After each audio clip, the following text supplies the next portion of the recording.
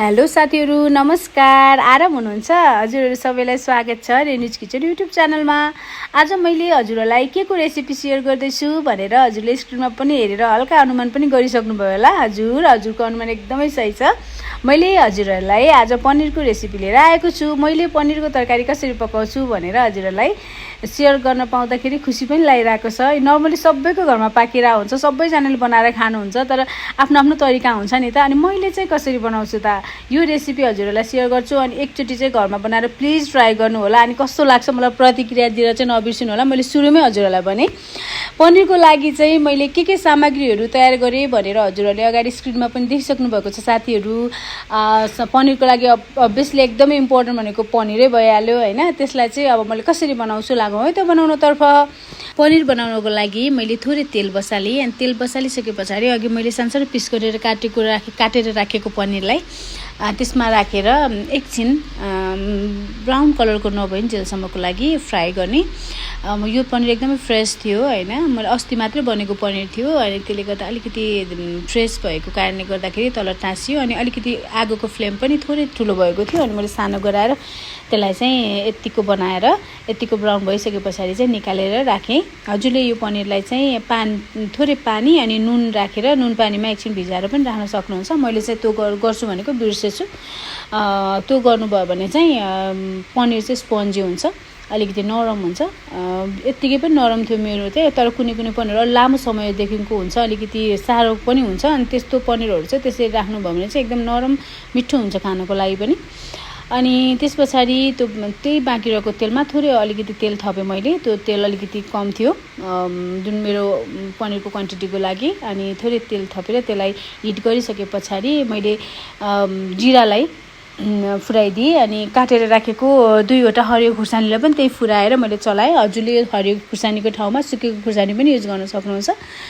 अनि मैले चाहिँ लसुन र अदुवालाई चप गरेर राखेको थिएँ। लसुन र अदुवालाई चप गरेको लसुन अदुवालाई पनि त्यसमा राखेर चलाएँ। अनि काजुलाई पनि त्योसँग एकछिन चलाइसके पछाडि फेरि काजु पनि राखेर त्यसलाई ब्राउन भइन्जेलसम्मको लागि चलाउने। अनि पनिरको लागि चाहिँ काजु किन भन्दा काजु एकदमै इम्पोर्टेन्ट हुन्छ। काजुले चाहिँ एकदमै मिठो गराउँछ। पनिर पकाउँदै हुनुहुन्छ भने यो काजु चाहिँ छुटाउँदै नछुटाउनु होला, एकदमै मिठो गराउँछ। एकचोटि ट्राई गरेर हेर्नु होला। अनि त्यस पछाडि त्यो ब्राउन कलरको भइसके पछाडि चाहिँ मैले प्याजलाई राखेर एकछिन चलाइदिएँ। अनि चलाइसकेपछि स्वादअनुसार नुन अनि बेसाललाई राखेर पनि अनि बिस्तारै चलाउने। एकदमै नआत्तिकन आनन्दले पकाउनु पर्ने हुन्छ। किनभने सानो मध्यम आगो लगाएर, धेरै हिट पनि होइन धेरै कम पनि होइन, मध्यम आगोमा पकाउनु भयो भने चाहिँ मजाले पाक्छ। अनि नआत्तिकन पकाउनु पर्ने हुन्छ यसलाई चाहिँ। आत्तिकै डढिहाल्छ। अनि बिस्तारै त्यसलाई चलाउने हैन। चलाइसके पछाडि अनि मैले चाहिँ चप गरेर राखेको टमाटरलाई पनि त्यसमा राखेर अनि चलाइदिएँ। अनि चलाइदिइसके पछाडि अनि त्यो चाहिँ यसलाई एकछिन पाक्न दिने त्यसलाई। अनि पाकिसके पछाडि चाहिँ हामीले त्यो पाकेको जुन अहिले बनाइरहेको यो पाकिसके पछाडि एउटा बाउल अथवा प्लेटमा खनाएर अनि राखिदिने। अनि राखेर त्यसलाई सेलाइसके पछाडि हामीले त्यसलाई ग्राइन्डरमा राखेर लिक्विड फर्ममा ल्याउँछौँ। अनि त्यो लिक्विडलाई चाहिँ हामीले ग्रेभीको लागि युज गर्छौँ। अनि यतिको पाकिसके पछाडि चाहिँ मैले थोरै घरमा पिसेर राखेको मसलालाई अनि त्यहाँ राखेर अनि एकछिन यसलाई पकाएँ मैले। किनभने त्यो मसला अलिकति गनाउँछ नि त घरमा। अब आफैले बनाएको मसला हो, त्यसलाई चाहिँ हल्का फ्राई भयो भने चाहिँ त्यो स्मेल आउँदैन। अनि त्यसले गर्दाखेरि मैले अहिले जुन लिक्विड फर्ममा लैजानु पर्ने हुन्छ नि त्यसलाई। अनि पछि चाहिँ राख्नु पर्दैन घरमा बनाएको मसला चाहिँ। अनि पछि मैले पनिर मसला र अलिकति गरम मसला चाहिँ राखेको छु। तर यो घरमा जुन मैले होममेड मसला छ त्यो चाहिँ यतिकै राखेर मैले चलाइदिएँ। र अनि यसलाई चाहिँ सेलाउन छोडेँ। र सेलाइसके पछाडि चाहिँ त्यसलाई ग्राइन्डरमा राखेर लिक्विड फर्ममा ल्याइसके पछाडि अनि त्यसलाई राखिसके पछाडि म लागेँ पनिर रेडी गर्नतर्फ। अनि मैले चाहिँ प्यान बसालेर 2 चम्चा घिउ राखेँ। हजुरले घिउको ठाउँमा तेल पनि राख्न सक्नुहुन्छ अनि बटर पनि राख्न सक्नुहुन्छ। त्यो आफ्नो आफ्नो चोइसको कुरा हो। मैले चाहिँ घिउ राखेको छु। अनि घिउ राखिसके पछाडि अब त्यो घिउ तातिसके पछाडि चाहिँ मैले त्यसमा सुकमेल, ल्वाङ अनि त्यसपछि मरिच 3-4वटा अनि त्यसपछि गएर दालचिनी अनि तेजपत्तालाई चाहिँ त्यसमा फुराइदिने अनि फुराइदिसके पछाडि मसँग चाहिँ फ्रोजन गरेर राखेको मटर थियो हैन मैले पहिले फ्रिजमा फ्रोजन गरेर राखेको छु त्यो फ्रोजन मटर अब हरियो मटर हो नि त त्यसलाई त खासै अब एकदमै धेरै बेर पकाउनु पर्दैन त्यसको त्यो स्मेल नआओस् हैन स्मेल जाओस् काँचो स्मेल भनेर चाहिँ काँचो हुन्छ नि त काँचो केरो भइसके पछाडि त्यसको स्मेलको नआओस् भनेर मैले पहिले त्यसमा राखेर हल्का एकछिन त्यसलाई फ्राई गरिदिएँ अनि फ्राई गरिदिसके पछाडि अघि पिसेर राखेको लिक्विड जुन हामीले पिसेर राखेको थियो त्यसलाई चाहिँ हामीले त्यसमा राखेर चलाइदिने अनि त्यो एकछिन पाकिसके पछाडि त्यो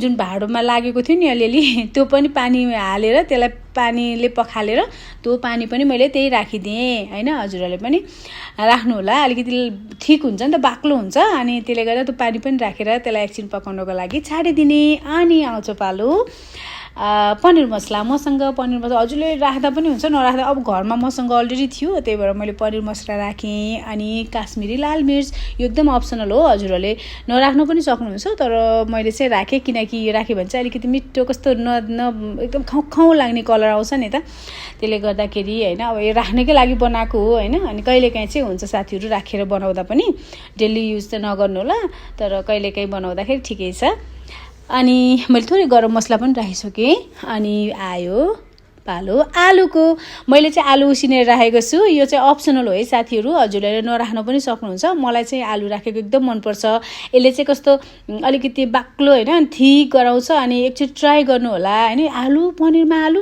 त्यो अप्सनल हो मैले भनिसकेँ मैले चाहिँ राख्छु हजुरहरूले पनि एकचोटि ट्राई गर्नु होला ल यसरी ट्राई गर्नु होला अनि कस्तो लाग्छ अनि मलाई चाहिँ प्लिज कमेन्ट गर्नु होला ल अनि त्यो आलु राखेर एकछिन चलाएर यत्तिको भइसके पछाडि चाहिँ आलु चाहिँ मिचेर राख्नु होला है काटेर भन्दा पनि मिचेर राख्नुभयो भने चाहिँ त्यही हराउँछ कि अनि बाक्लो ग्रेभी बनाउँछ नि त अनि पालो आउँछ पनिरको अनि मैले चाहिँ पनिर अनि त्यो पनिर राखेर चाहिँ त्यो मैले भने नि अघि नै भिजाएर राखेको भए चाहिँ छुट्टिसकेको हुन्थ्यो के अरे मैले चाहिँ भिजाउनु बिर्सेछु अनि एकै ठाउँमा त्यो ठ्याक्कै टाँस्यो नि त अनि यसरी चलाउँदै गएपछि त्यो आफै फुत्किन्छ केही फरक पर्दैन एकछिन चलाइसके पछाडि पनिरको तरकारी यस्तो देखियो लगभग यो तरकारी पाकिसके साथीहरू अब एकछिन चाहिँ ग्यासलाई अलिकति सानो गराइदिने बन्द नगर्नु होला सानो गराउनु होला अब मेन पार्ट भनेको चाहिँ दुधको तर मैले चाहिँ दुधको तर अब लगभग यत्तिको छर्किसके पछाडि दुधको तर हजुरहरूसँग छ भने माथिबाट यसरी राखिदिएर